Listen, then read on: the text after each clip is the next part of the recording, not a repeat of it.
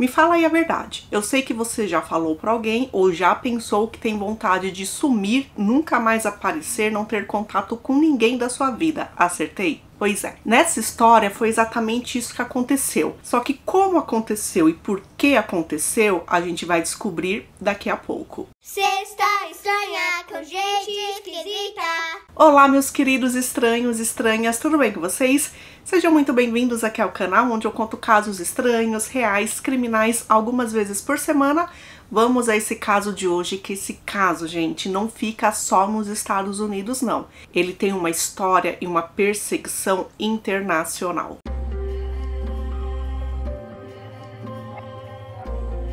David Bieber, não Justin Bieber, David Bieber. Ele nasceu dia 13 de fevereiro de 1966 na Flórida, Estados Unidos. A Flórida é um estado bem quente, tem praias, é maravilhosa. Dizem, tá? Eu nunca fui lá pessoalmente. Ele nasceu em uma família respeitável, de classe média. O pai dele, inclusive, era diretor de escola e a mãe era professora. David era bom em esportes, ele se sobressaía, ele levava o time da escola para as finais e por causa disso olheiros apareceram, viram que ele tinha potencial e ofereceram bolsas de estudos para a universidade. Só que aí ele não quis ir para nenhuma universidade, ele resolveu entrar nos fuzileiros navais. Antes de você ser realmente um oficial, você tem que passar por treinamentos. E ele passou por treinamentos com armas, agora ele sabia utilizar inclusive armas de guerra. Depois do treinamento, ele chegou a entrar na marinha, só que aí depende da fonte que eu encontrei.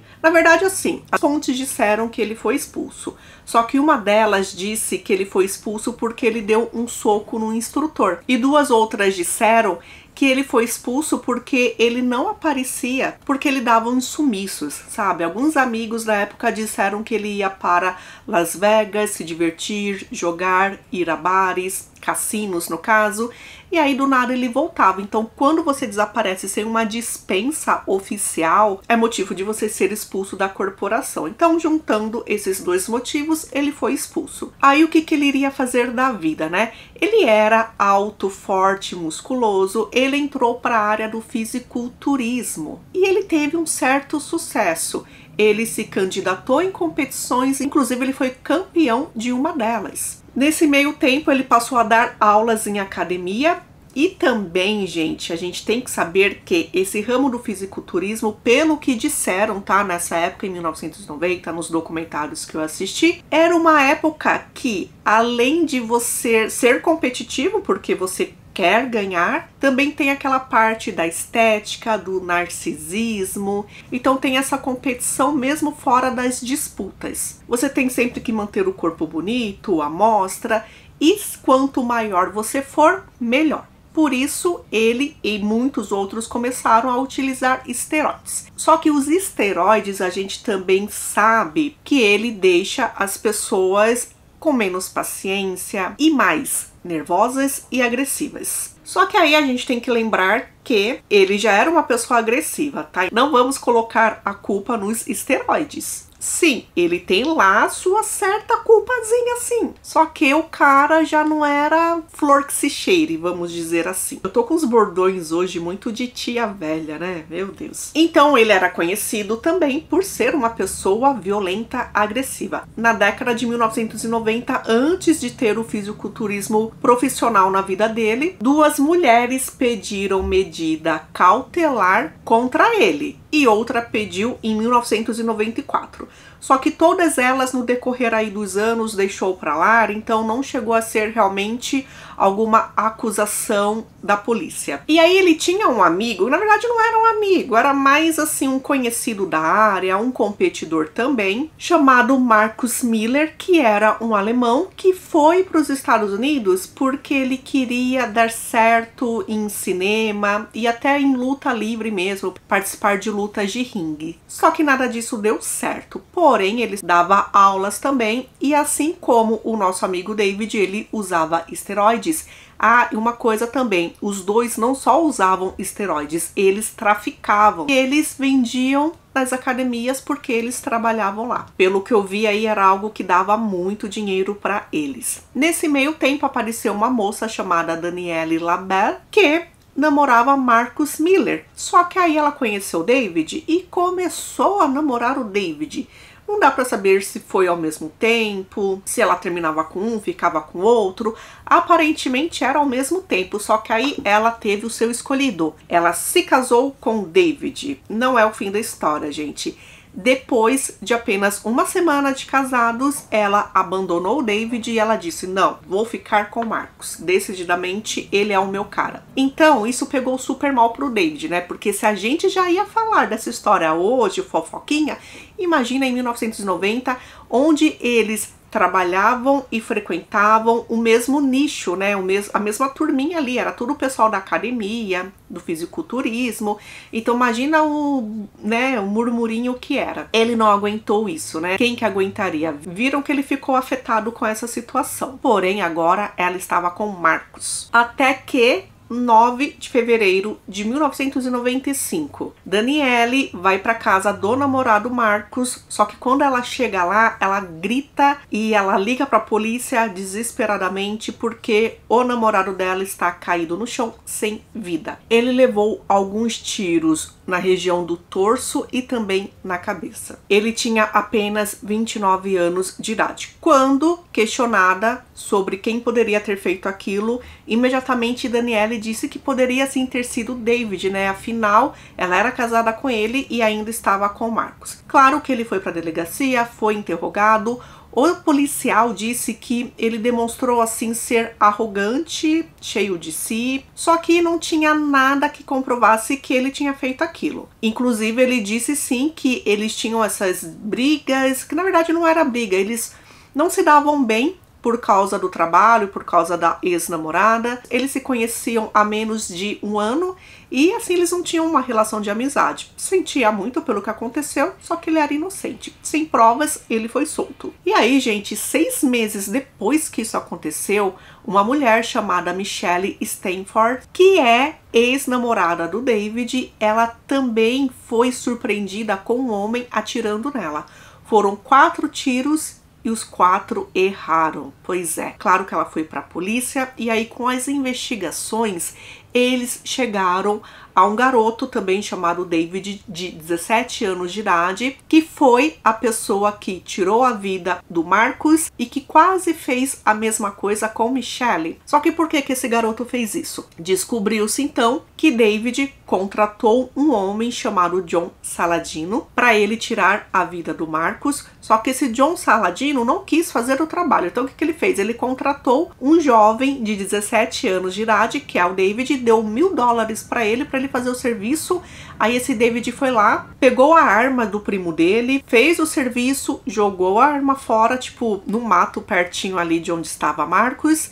E quando ele tentou fazer a mesma coisa com Michelle, ainda bem, né? Errou feio. Então a polícia tinha chegado até John Saladino e até o David adolescente. E agora sim eles tinham certeza que quem tinha feito aquilo era David Bieber. Enquanto estavam à caça do David, os dois foram a julgamento. David, o adolescente, recebeu a pena de morte e John Saladino, por não estar envolvido ali na cena, no momento, ele recebeu 15 anos de prisão. E cadê o David, né, o mandante, o fisiculturista? Ele sabia que precisaria sair de cena. Ele foi até um cemitério local, ficou olhando ali para as lápides e ele viu a lápide de um garotinho que morreu jovem, morreu aos 6 ou 7 anos de idade, que se estivesse vivo teria quase a idade de David, e aí ele pensou, eu vou roubar a identidade desse menininho. Esse menininho se chamava Nathan. E era uma época, gente, que facilmente você conseguia utilizar outros documentos de outras pessoas. Então ele foi até um local específico para isso, do estado mesmo, legalizado, e ele pediu a certidão de nascimento do Nathan, como se ele fosse o Nathan e tivesse perdido. Ele conseguiu facilmente isso, e aí ele conseguiu fazer documentos como por exemplo passaporte. Só que aí ele resolveu mudar, né, o rosto dele, a estética e tal, então ele tornou-se um homem que, pelo que eles viram depois nas fotos, né, que são as fotos que eu vou deixar aí pra vocês, ele parou de fazer exercício, o rosto dele estava diferente e ele passou a usar o cabelo mais volumoso e também bigode. Então mudou bastante, não dava para reconhecer que era ele. O que descobriram é que com o passaporte falso ele chegou até a França e depois ele foi para a Inglaterra. Gente, imagina, ele sumiu, ele deixou de ter contato com todos os amigos, com qualquer pessoa que ele conhecia, com a família, o que demonstra que realmente era uma pessoa fria e calculista que faria qualquer coisa pensando só nele mesmo, né? Por isso que um dos lugares que eu vi tratava ele como um narcisista. E apesar dele ser um criminoso, eu imagino que para a família, para os pais, eles estavam sim preocupados. E não saber o que aconteceu com seu filho é terrível, é como se fosse realmente uma pessoa desaparecida. Só que David não estava nem aí para isso, ele estava no Reino Unido, rapidamente ele conseguiu um trabalho de segurança de uma danceteria e ele conheceu uma mulher chamada Denise Hawley. Esse visto que ele tinha para estar no Reino Unido era um visto de 6 meses. Depois ele estaria lá ilegalmente. Só que aí, conhecendo Denise, ele provavelmente era bem bom de papo e talvez realmente por isso, né, para ele poder ficar no país e eles conseguirem ficar juntos, eles se casaram. David conseguiu uma licença para ficar no país até o dia do casamento e esse dia chegou no dia 10 de março de 1997 e aí agora ele poderia ficar legalmente no país. Pode ser que Denise achava David estranho, possivelmente ele não falava do seu passado, ou se ele falava, pode ser que caía na mentira. Mesmo assim, o casamento durou bastante. Eles se divorciaram em 2002. Aí vocês vão falar, Thaís, 5 anos não é bastante. Gente, para uma pessoa que você não conhece nada dela, que você não descobre nada dela, que você vê que ela não tem um amigo, não tem contato com ninguém da família, gente, eu teria medo de morar com uma pessoa dessa, né? 5 anos foi muita coisa. Depois do divórcio, ele tinha que continuar mantendo a identidade verdadeira dele escondida. Agora ele morava sozinho em um apartamento e continuava trabalhando de segurança. Então nós chegamos no ano de 2003, dia 26 de dezembro de 2003. 26 de dezembro é um dia que lá no Reino Unido eles chamam como Boxing Day, que é o dia depois do Natal. Se você quiser ir para as lojas, trocar os presentes, alguma coisa do tipo, é para isso que funciona esse dia. Então imaginem que as lojas e os locais perto das lojas e as ruas estão bem movimentadas. Neil Hopper era um policial muito experiente. Ele já estava na corporação há 18 anos e ele era um guarda patrulheiro. Ele ficava ali rondando as ruas, a cidade, de olho principalmente em carros roubados. Ele era casado, tinha 2 filhos e recentemente ele tinha um companheiro ali de trabalho, o cara que fazia dupla com ele, que era um cara chamado Ian. Ele era tido por todo mundo ali da corporação como um cara correto, gentil, engraçado, amigo, que dava pra confiar nele. O policial experiente também, gente, todo mundo falava bem dele. Se algum deles estivesse ali trabalhando com você, seria um ótimo dia de trabalho, que iria fluir bem e que eram pessoas corretas. Se você precisasse de ajuda por algum motivo, eles estariam lá te apoiando. Ian tinha 34 anos de idade, já estava trabalhando como policial há 5 anos e ele tinha uma esposa, ele não era casado há muito tempo, a esposa dele se chama Eilish. Claro que eles ainda queriam ter filhos, construir realmente uma família, por enquanto era só o casal. Ela disse que o grande sonho da vida dele era entrar para a corporação e quando ele foi aceito, ele ficou super feliz. Então esses 2 policiais, eles estavam patrulhando lá pelas ruas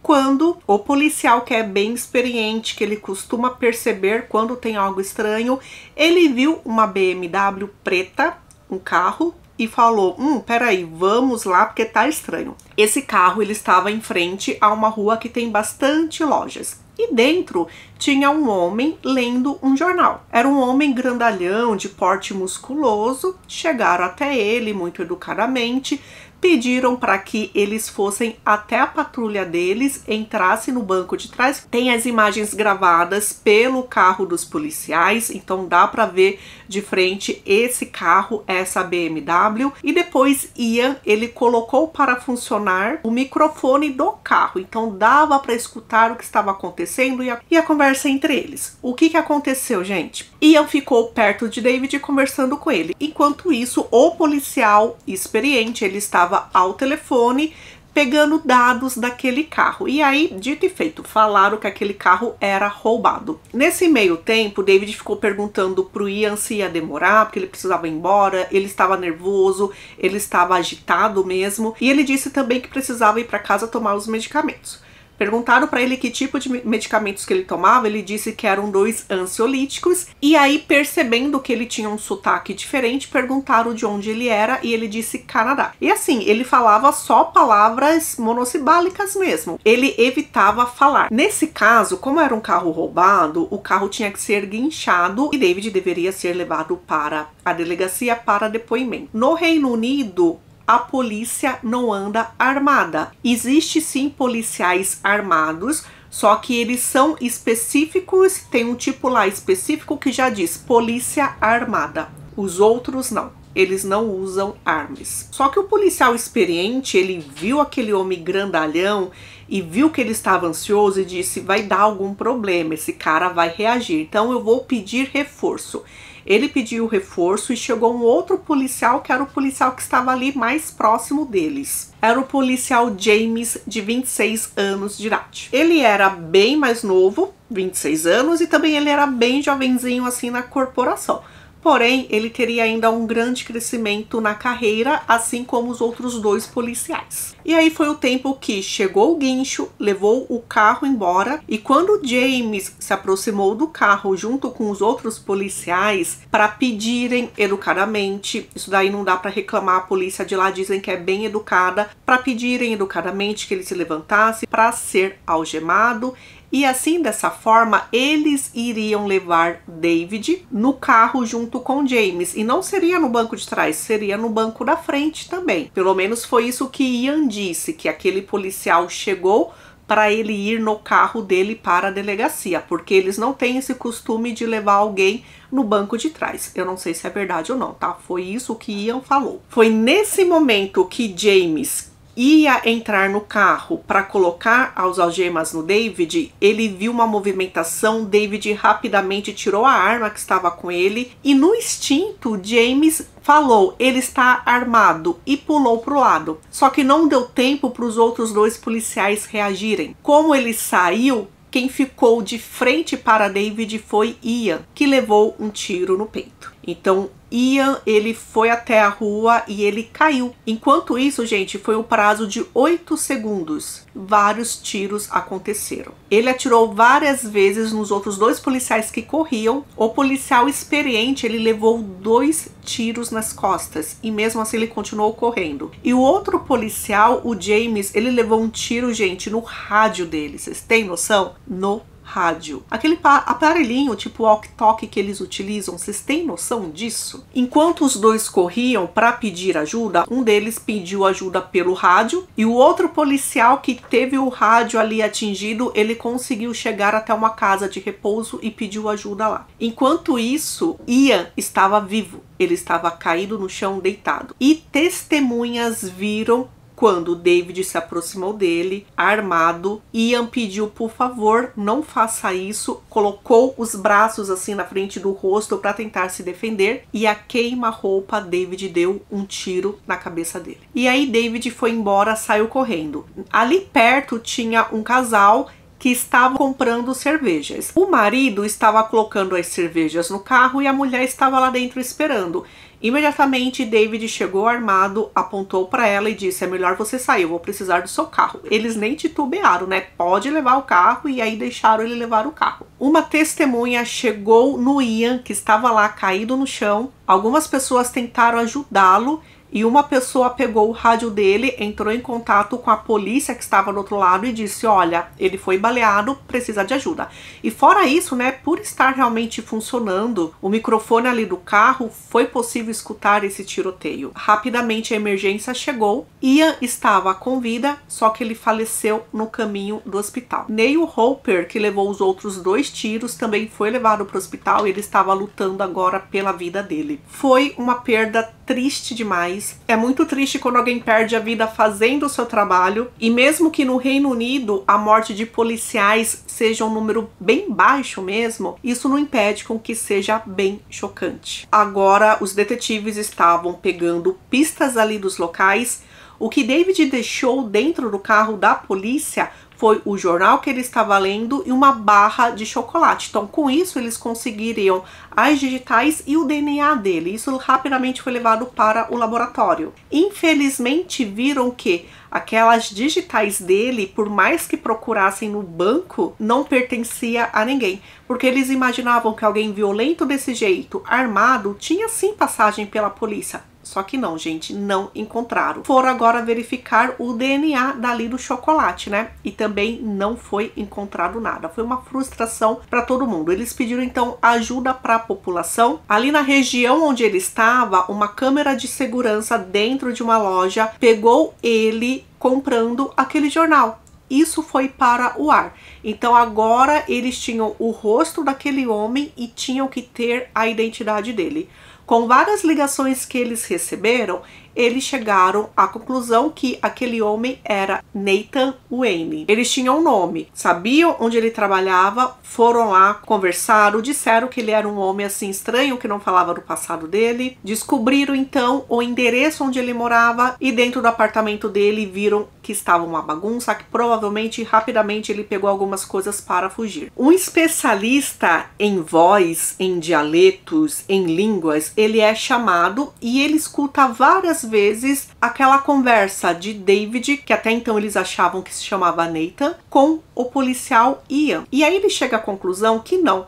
Apesar de ele ter falado que ele era do Canadá, ele não é do Canadá. Aquele sotaque não é de lá. E aí ele chegou à conclusão que ele é americano. Entraram em contato com o FBI de lá, passaram as digitais que tinham, passaram o DNA, e aí o FBI voltou com uma identidade. Aquele homem que estava no Reino Unido era procurado pelos Estados Unidos há anos. Inclusive, a procura dele saiu até naquele programa Os Mais Procurados da América. E aí a identidade dele foi revelada como David Bieber. E o carro roubado estava cheio de digitais também. Já eram dias aí de procura. A população não parava de ligar para a polícia dando informações. A foto dele saiu em capas de jornais. Todo mundo estava de olho no David. Um homem que trabalhava em depósito de armazenamento. São locais que as pessoas vão lá para alugar e para colocar o que quiserem. Ele disse que viu o David lá, tem a entrada e tem o nome dele como locatário de um daqueles armazéns. Quando os policiais entram lá, eles verificam armas e muita munição. Então, se David passou lá antes de fugir, isso significa que ele está totalmente armado.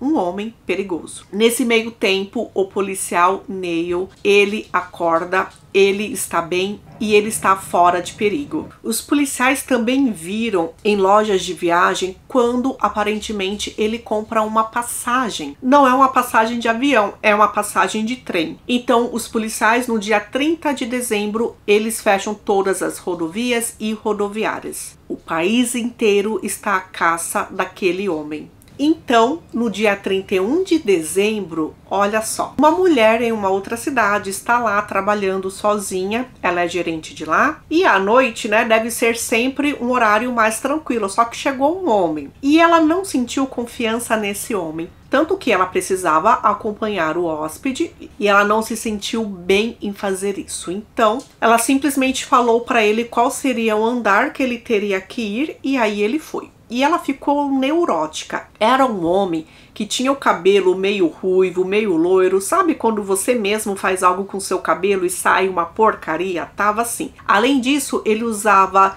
tipo uma boina, algo realmente para esconder o cabelo, que tava horrível, e um óculos, só que um óculos super assim, fora de moda, enorme. Se era alguém que não queria chamar atenção, o efeito ali foi o oposto, chamou muita atenção. E ela ficou, quando ele estava lá no quarto, ela ficou pensando, né, tipo, eu conheço esse homem. Então ela pegou o jornal, como eu falei pra vocês, ele estava na primeira capa e ela desenhou no rosto do homem exatamente o óculos com o modelo quadrado que era o que aquele homem estava usando. E aí ela chegou à conclusão de que era o mesmo homem.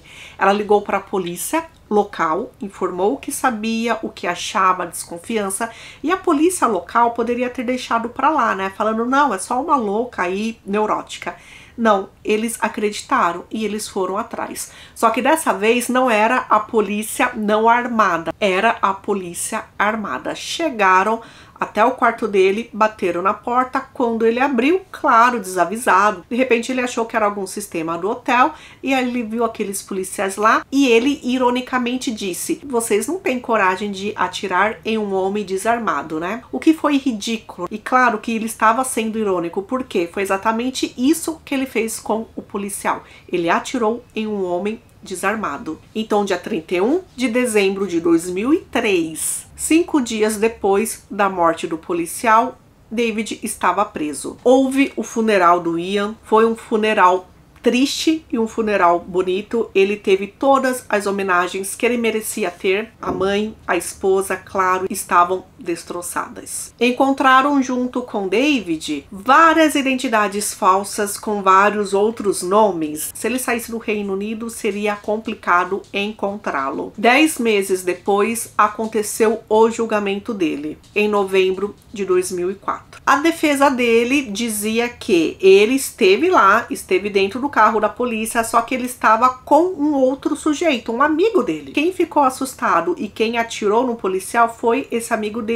Ele foi considerado culpado, não tinha como não. E o juiz deu para ele a pena de prisão perpétua, colocando a observação que ele nunca deveria ser solto. E ele foi para uma prisão de segurança máxima. Aí logo ele passou a reclamar. Por quê? Prisão de segurança máxima lá no Reino Unido, a pessoa não pode sair da cela e ela fica presa com uma corrente, então ela tem pouco espaço para andar. Ele estava reclamando disso, gente. Fora que um ex-presidiário que ficou um tempo lá com ele, que eles conversaram, que de certa forma eles fizeram uma amizade, disse que ele era louco para fugir. E quando esse criminoso foi solto, semanas depois ele entrou em contato com esse cara por telefone, pedindo ajuda, tentando fazer um plano, sabe? Anos depois, ele entrou com um recurso e ele conseguiu mudar a pena dele. Ainda seria pena de prisão perpétua, porém ele teria um tempo mínimo para ficar preso.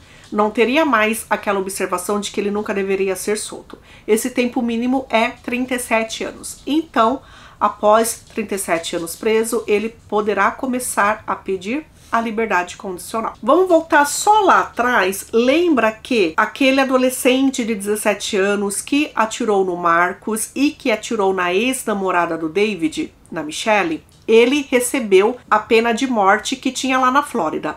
Só que depois tiraram a pena de morte para menores de idade, quando as pessoas cometeram crimes sendo menores de idade. Então, automaticamente, agora ele tinha recebido a pena de prisão perpétua sem direito a condicional. Então é isso, gente. Esse é o caso de hoje.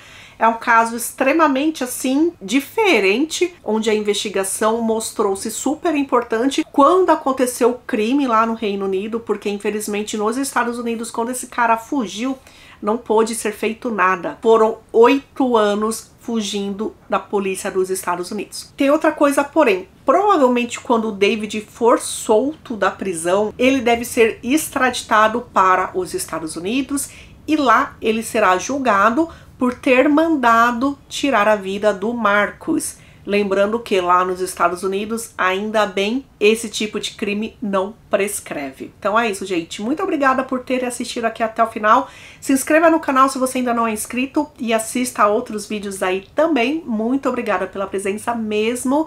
E, gente, um ótimo fim de semana, tá bom? Beijinhos. Só que aí a gente tem que lembrar que